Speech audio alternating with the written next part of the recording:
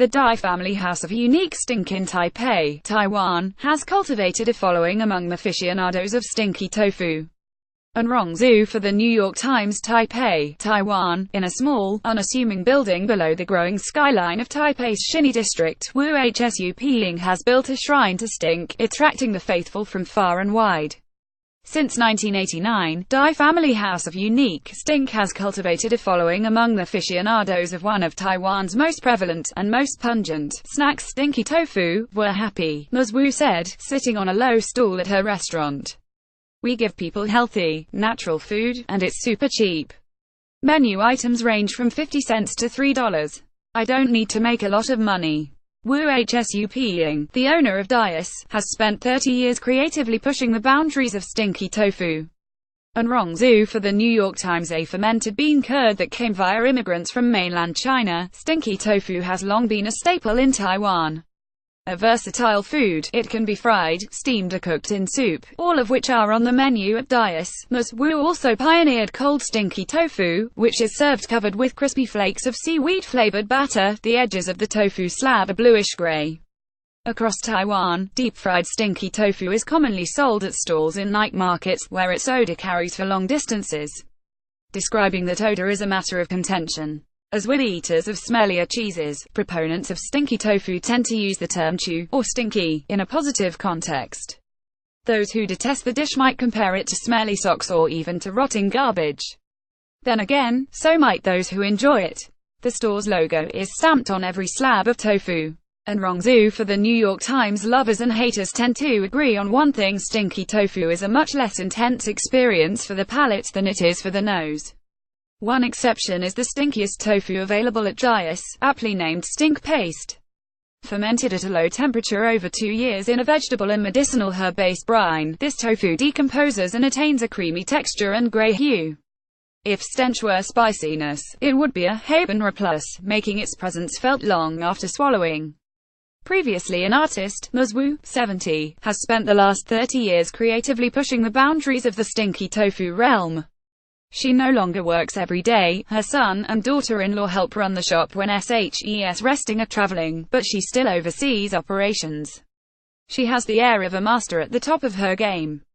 Chang Tefeng taking orders and running the cash register at Dais. And Rongzhu for the New York Times. "I'm the one who's done everything here," she said, smiling. "If I don't get it, no one does. I'm the only one in the world who gets it." She said she learned the art of fermenting bean curd from her parents, who had made it and sold it wholesale for more than 60 years. The restaurant takes its name from her stepfather's surname. After bouncing around the United States throughout the 1980s, Ms. Wu returned to her native Taipei in 1989 and decided to open a restaurant focused solely on stinky tofu. Others have followed, but hers has won an exceptional reputation. The Szechuan-style stinky tofu noodle soup. And Rongzhu for the New York Times. The first location, in the Wanhua district of Old Taipei, was a tiny, standing-room-only affair that drew complaints from neighbors who took their story to Taiwan's raucous local news media. The cramped space and bad publicity compelled her to move to a larger shop. All of Dai's tofu production and fermentation is done in the nearby city of Taoyuan, with a store logo stamped on every slab. The restaurant's neighbors, a convenience store and an auto repair shop, had praise for Dai's tofu, and said the restaurant's ventilation system, which releases kitchen fumes 3 stories up, was good at minimizing odors.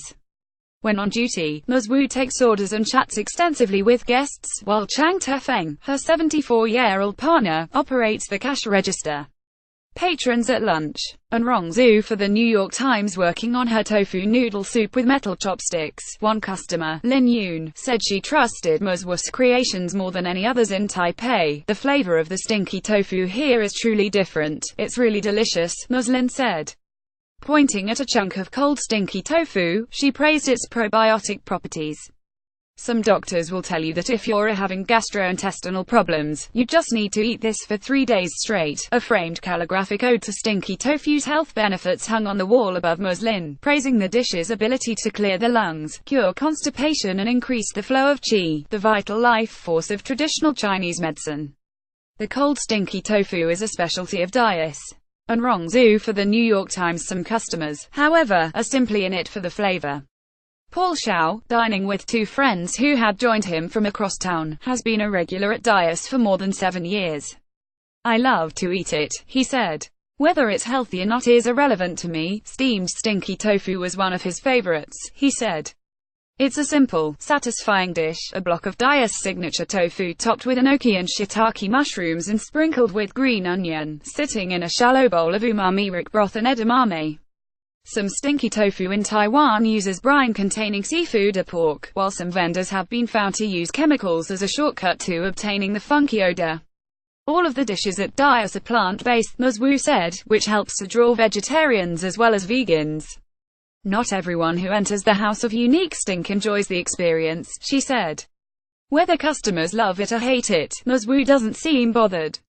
Just as with art, not everyone knows how to appreciate stinky tofu. Now and again a tour bus full of foreigners stops by, she said. Some of them love it. Others will spit their first bite into a tissue. Although Ms. Wu is no longer in the restaurant every day, full retirement is not on her agenda anytime soon. I'm still going to be behind the whole operation, she said. It's still early days.